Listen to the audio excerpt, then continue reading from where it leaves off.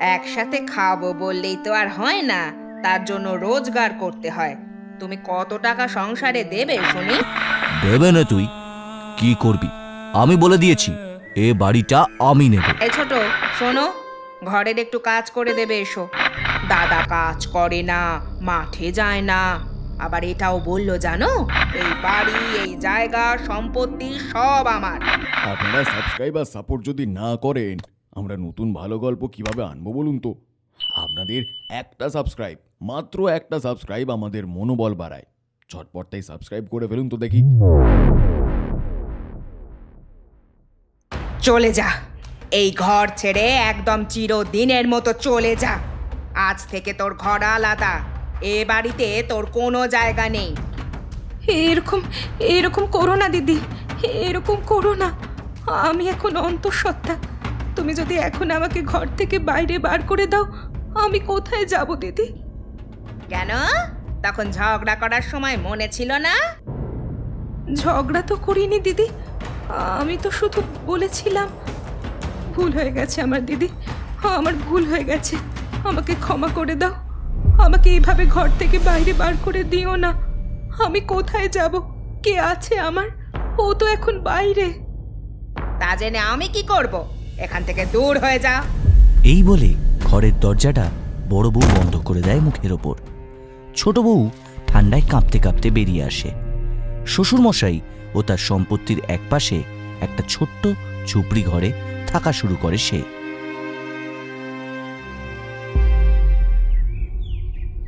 বিয়ে তো করে নিয়ে চলে এসছিস, কি খাবি বলে মনে করছিস ভাই?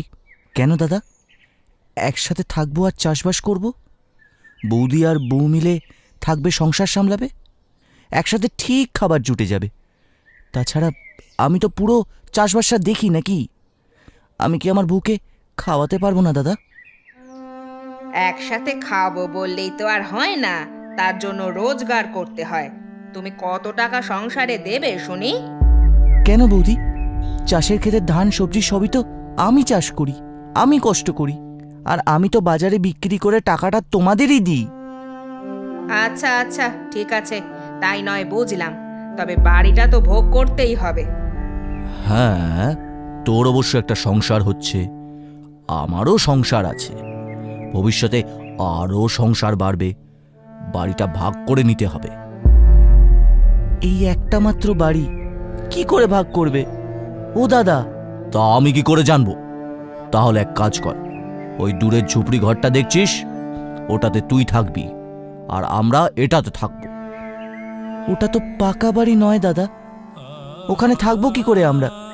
তাও আবার এখন শীতকাল, বাবার সম্পত্তি তো সমান ভাগ হবে, তাই না বলো? ভেবে নে তুই কি করবি, আমি বলে দিয়েছি এ বাড়িটা আমি নেব। আমি তো এখন ভাগাভাগির কথা ভাবছি না দাদা, পরে ভাববো, এখন আপাতত মাঠে যাই, আজকে সবজি তুলে বাজারে বিক্রি করতে হবে, আমি যাই গিয়ে। এই ছোট, শোনো, ঘরের একটু কাজ করে দেবে এসো, তাড়াতাড়ি এসো, ঘরে রান্নাতে সাহায্য করবে, আমি একা করতে পারবো না। বড় বউ খুব চালাক আর লোভী, তারা সব সময় চেষ্টা করে ছোট দুটোকে খাটিয়ে নেয়ার। পরিশ্রমের ফল হিসেবে তেমন কিছু দিতে চায় না, তবে এখন তারা মতলব করেছে জমিগুলো হাতিয়ে নেয়ার। কিছু একটা উপায় করে ভাইয়ের নামে যা জমি জমা আছে সব আমার নামে নিয়ে নিতে হবে, বুঝলে? অনেক দিন থেকেই তো আমি সেটা বলছি, তুমি তো কথা কানে নিচ্ছ না। আজকে তো রান্না করতে করতে আমাকে বলল দাদা কাজ করে না, মাঠে যায় না, আবার এটাও বলল জানো, যে আমি তো সকাল থেকে ঘরের কাজ করছি দিদি, তুমি একটু সাহায্য করো। আমার মুখে মুখে কথা, বলো দেখি কত সাহস! ও বাবা, মেয়ে তো তাহলে বেশ চালাক গো বউ। তাও আবার বলতে, আমি তোমায় বলে দিচ্ছি, এই বউ যে কবে বরের কানে মন্তর দেবে, তখন ভালো জমি, মাঠ, পুকুর সব কিন্তু হাত ছাড়া হবে। তার আগে সব তোমার নিজের করে নাও। হ্যাঁ, না, এবার আমাকে আসল চালটা খেলতে হবে। ভাইয়ের তো বিয়ে হয়ে গেছে না, বউয়ের কথায় যদি এবার জায়গা সম্পত্তির ভাগ চায়, তার আগেই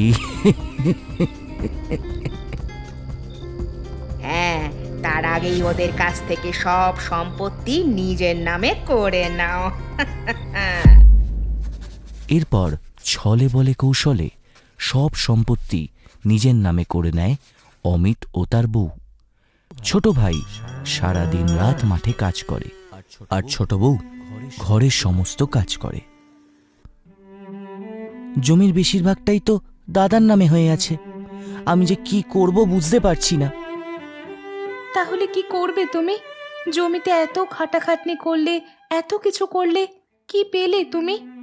জানি না, একবার শহরে যাব, নতুন কাজ খুঁজব।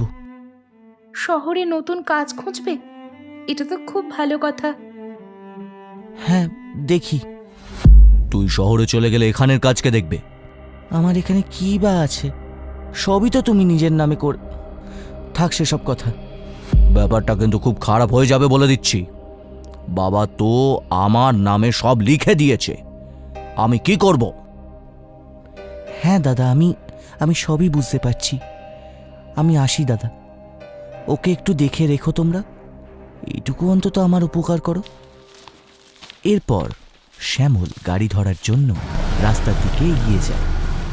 এরপর বড় বউ সর্বদা ছোট বউয়ের ওপর অত্যাচার করতে থাকে, অতিরিক্ত কাজ করায়, কিন্তু পরিমাণে অল্প খেতে দেয়। একদিন মুখের ওপর প্রতিবাদ করায় জুটেছিল অকথ্য মার। তুই কেন এ বাড়িতে থাকবি? তুই এই বাড়িতে থাকছিস কারণ ছোট কাজ করতো তাই তাই তোকে আমি থাকতে দিতাম, খেতে দিতাম। এখন তো ছোট শহরে চলে গেছে, এ বাড়িতে তো আর কেউ কাজ করবে না। তাহলে তুই বেরিয়ে যা, বেরিয়ে যা এই ঘর থেকে। দিদি, দিদি তুমি আমার সঙ্গে এরকমটা করো না। এই বাড়ি, এই জায়গা, সম্পত্তি সব আমার, তাই চলে যা, চলে যা এখান থেকে, চলে যাও।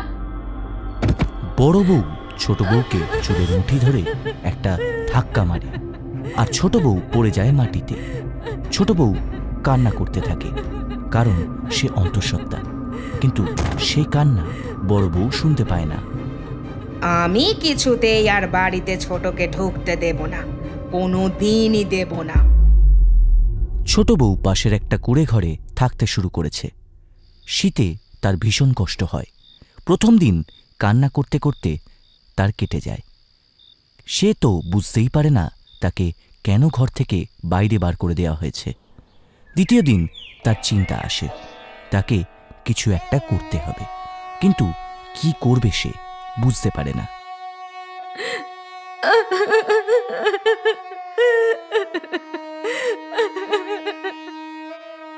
আমি অনাথ, আমার যাওয়ার কোনো জায়গা নেই। তাছাড়া আমার স্বামী আমাকে এখানে রেখে গেছে। ও ফিরে এসে আমাকে এখানে না দেখতে পেলে মনে কষ্ট পাবে, কিন্তু আমাকে কিছু একটা করতেই হবে। কি করব? ছোট তার নিজের একজোড়া কানের দুল বিক্রি করে দেয়। বিক্রি করে কিনে আনে চাল আর গুড়। গরম গরম পিঠে তৈরি করব, আর এই শীতে পিঠেগুলো বিক্রি করব। ছোট বউ পিঠে তৈরি করে মাথায় ছড়িতে করে পিঠে নিয়ে বিক্রি করতে শুরু করে। আর ওইদিকে শ্যামল শহরে একটা ভালো কাজ পায়, আর এইদিকে ঘটে যায় এক বিপদ। শ্যামল এতদিন জায়গা সম্পত্তি সব দেখাশোনা করত, রাত জেগে পাহারা দিত, কিন্তু শ্যামল না থাকায় বাগান থেকে সমস্ত সবজি, ক্ষেত থেকে সমস্ত ফসল চুরি হয়ে যায়। হায় হায় হায়, আমারে কি সর্বনাশ হলো! আমার সব চলে গেল, আমার সর্বনাশ হয়ে গেল।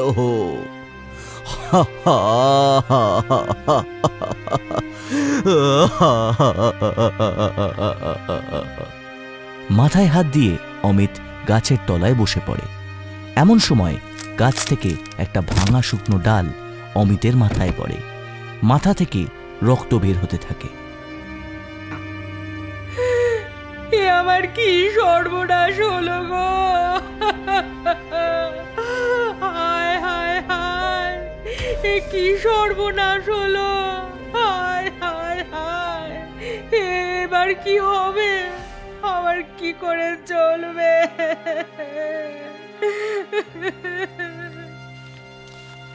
এমন সময় ঘরের ভেতরে ঢোকে শ্যামল ও তার ছোট বউ। আরে আরে, এই আমি কি শুনছি? হায় হায়, দাদার এই অবস্থা হলো কি করে? মাথায় আঘাত পেয়েছে। দাদাকে ডাক্তার বলেছে শহরের কোনো বড় ডাক্তার দেখাতে, মাথার কি সব ছবি তুলতে। এত টাকা কোথায় পাবো গো? হায় হায় হায়, এবার কি হবে বলো তো? ছোট ছোট তুমি শহরে চলে যেতেই চাষের সমস্ত ফসল চুরি হয়ে যায়। তোমরা দুজনে তো আমাকে সবকিছু থেকে বঞ্চিত করে রাস্তায় বসিয়ে দিতে চেয়েছিলে। আমি তোমাদের পরিকল্পনা একদিন ঘরে আসার সময় শুনতে পেয়ে গেছিলাম, তাই আমি আগে থেকেই শহরে গিয়ে একটা কিছু কাজের ব্যবস্থা করতে চেষ্টা করেছিলাম। রেখে গেছিলাম বউকে তোমাদের কাছে, কিন্তু তোমরা বউয়ের সাথে যা ব্যবহার করেছো। এখন কি ওইসব কথা বলার সময় বলো দেখি? আমাকে ক্ষমা করে দাও ছোট, আমি তোমার দাদাকে এই সব বুদ্ধি দিয়েছিলাম। তুমি আমাকে ক্ষমা করে দাও ভাই। তোমার দাদার কিছু একটা ব্যবস্থা করো। মাথার ছবি তুলে ভালো কোনো ডাক্তার দেখাতে হবে, না হলে ডাক্তার বলেছে সে পাগল হয়ে যেতে পারে। কিন্তু আমি তো সবে কাজ পেয়েছি, আমার হাতে একদম টাকা পয়সা নেই, হাত পুরো খালি। আমি তো বিপদের কথা শুনেই ছুটে চলে এসেছি। বড় বউ অসহায়ের মতন কান্না করতে থাকে। অমিত বিছানায় শুয়ে সে সবটাই বুঝতে পেরেছে, কিন্তু সে কিছুই করতে পারছে না। এমন সময় ছোট বউ বলে ওঠে, আমার কাছে টাকা আছে। তুমি টাকা কোথায় পেলে? আসলে বেশ কিছুদিন আগে আমি কি করব ভেবে উঠতে না পেরে আমার কানের গয়না জোড়াটা বিক্রি করে দিয়েছিলাম। সেখান থেকে কিছু টাকা নিয়ে চাল আর গুড় কিনে পিঠে তৈরি করে বিক্রি করি। আর গয়না বিক্রির বেশিরভাগ টাকাই আমার কাছে রয়ে গেছে। তার সাথে আমার পিঠে বিক্রির কিছু টাকা দিলে অনেক টাকাই হয়ে যাবে। আশা করি তাতে কাজ হয়ে যাবে। বড় বউ উঠে আসে। ছোট বউয়ের হাত ধরে সে কাঁদতে থাকে আর বলে, আমি জানি তোমার সঙ্গে আমি খুব বড় অন্যায় করেছি, কিন্তু আমাকে ক্ষমা করে দাও। এই সময়ে একমাত্র তুমি আমাকে বিপদ থেকে সাহায্য করবে ভেবেছ। আমাকে ক্ষমা করে দাও, আমাকে ক্ষমা করে দাও। কান্নায় ভেঙে পড়ে বড় বউ। ছোট বউয়ের পা ধরে ক্ষমা চাওয়ার চেষ্টা করে। তখন ছোট বউ বলে, না দিদি, তুমি ক্ষমা চাইবে না। তুমি আমার থেকে বয়সে বড়। যদিও তুমি আমাদের সাথে খারাপ ব্যবহার করেছো, তবে তুমি এভাবে ব্যবহার করেছো বলেই আমি আরেকটা নতুন জীবন শুরু করতে পেরেছি। আর আমি নতুন একটা ব্যবসাও শুরু করতে পেরেছি। এতে আমাদেরই লাভ হয়েছে। আমি যদি তোমাদের সাহায্য করতে পারি খুব খুশি হব দিদি। বড় বউ ছোট বউকে জড়িয়ে ধরে। এরপর শ্যামল তার দাদার ভালোভাবে চিকিৎসা করায়। কয়েক মাস পর দাদা সুস্থ হয়ে বাড়ি ফিরে আসে। ক্ষমা করে দে ভাই, আমি অনেক বড় ভুল করেছি, আর কখনো অমন ভুল করব না। আমরা দুই ভাই মিলে মিশে থাকব। শ্যামল অভিমান করে চুপ করে দাঁড়িয়ে থাকে, একটা কথাও বলে না। এমন সময় ছোট বউ বলে, যে নিজের ভুল বুঝতে পারে তাকে ক্ষমা করে দেওয়াটাই উচিত। একসাথে মিলেমিশে আমরা সকলে থাকব। এর থেকে আনন্দের আর কী বা হতে পারে।